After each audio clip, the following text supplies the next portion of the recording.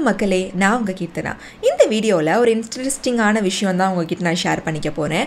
Tamil actress வந்து ஹையஸ்ட்டாக யார் வந்து பே வாங்குறா அப்படிங்கிறதான் வந்து நான் ஷேர் பண்ண போகிறேன். ஃபர்ஸ்ட் வந்து லிஸ்ட்டில் இருக்கிறது ஜோசப் விஜய், அதாவது தளபதி விஜய் சார் தான் வந்து ஃபர்ஸ்ட் பிளேஸில் இருக்கார். ரீசெண்டாக அவர் நடித்த லியோ மூவியில் 200 கோடி வந்து அவர் வாங்கியிருக்காரு. அடுத்து செகண்ட் பிளேஸில் இருக்கிறது ரஜினிகாந்த் சார். நம்ம நிறைய பேருக்கு வந்து இவரை பிடிக்கும். வில்லன் ரோல் தான் வந்து ஸ்டார்டிங்கில் அவருக்கு கிடச்சிது. அவரோட திறமையும் யூனிக்கான ஸ்டைலையும் காமிச்சு இந்த அளவுக்கு மக்கள் மனசில் வந்து இடம் பிடிச்சிருக்காரு. கிட்டத்தட்ட 45 வருஷம் ப்ளஸ்ஸாக சினிமாவில் வந்து அவரோட தனித்துவத்தை வந்து காமிச்சிட்ருக்காரு. நிறைய மக்கள் மனசுலையும் இடம் பிடிச்சிருக்காரு. அடுத்து தேர்ட் பிளேஸில் இருக்கிறது அஜித் சார். ரீசெண்டாக வந்து சார் வந்து அவார்ட் கூட வாங்கினாங்க.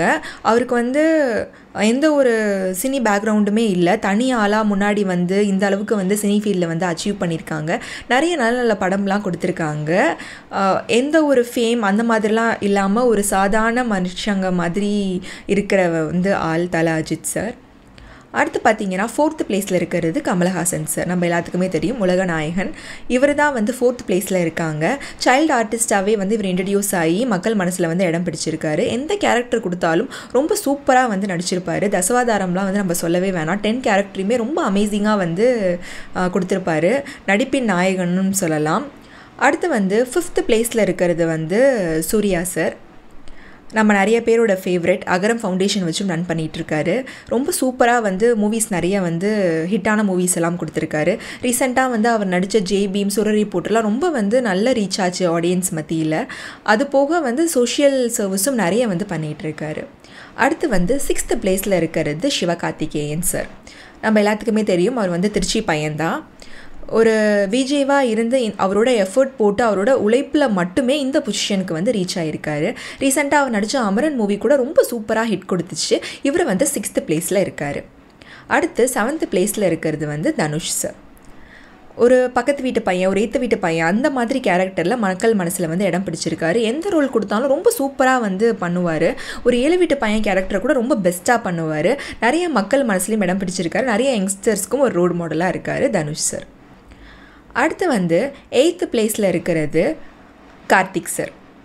பருத்தி வீரனில் வந்து அவரோட ஆக்டிங் பார்த்துருப்போம். ரொம்ப சூப்பராக பண்ணியிருப்பார். அப்படியே ஆப்போசிட்டில் பையால் வந்து ஒரு சார்மிங் பாயாக பண்ணியிருப்பார். இன்ன வரைக்கும் மக்கள் மனசில் நீங்காமல் இடம் பிடிச்சிட்ருக்காரு. சிறுத்தையெல்லாம் ரொம்ப சூப்பராக வந்து டபுள் கேரக்டரை வந்து அமேசிங்காக வந்து பண்ணியிருப்பார். அடுத்து வந்து 9th பிளேஸில் யார் இருக்கா அப்படின்னா விக்ரம் சார்.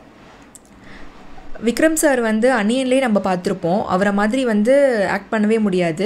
அன்னியனாக இருக்கட்டும், ஐயா இருக்கட்டும், அவருக்குன்னு தனி ஃபேன் ஃபாலோவிங் பேஸ் வந்து இருக்காங்க. இன்ன வரைக்கும் ரொம்ப ஆக்டிவாக, ரொம்ப வந்து எனர்ஜெட்டிக்காக வந்து நிறைய மூவிஸில் வந்து ரொம்ப சூப்பரான ரோலில் பண்ணிவிட்டு நிறைய மக்கள் மனசில் வந்து இடம் பிடிச்சிருக்காரு.